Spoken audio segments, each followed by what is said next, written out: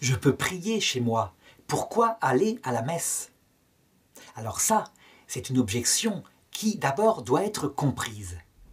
Le but de l'Eucharistie, c'est vrai, c'est la prière. Marthe Robin le disait. À un moment donné, on lui pose la question. Imaginez qu'on vous propose soit l'Eucharistie, soit la prière du cœur. Que choisiriez-vous? Et Marthe Robin répond, dans l'Eucharistie, on pose un acte extérieur et visible. Et parfois, il peut arriver que dans cet acte extérieur, eh bien, on soit en état de péché mortel, parce qu'on a un motif autre que l'amour de Dieu, comme par exemple se montrer. Par contre, quelqu'un qui prie à l'intérieur de lui-même et que personne ne voit prier, reste peu de temps en état de péché mortel. Cependant, la question telle qu'elle lui était posée la mettait dans ce qu'on appelle une dialectique. Ça veut dire qu'elle la mettait dans un cas où c'était l'un ou l'autre. La vérité, c'est que c'est l'un et l'autre. Ça veut dire que, bien sûr que l'on peut prier chez soi, et c'est le but de l'Eucharistie. Mais nous sommes des êtres sensibles, et nous vivons dans une église.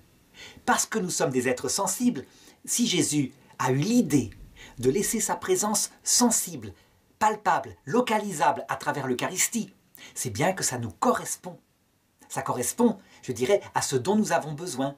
Un petit peu comme un homme marié. Bien sûr qu'il aime sa femme ou qu'il soit en voyage.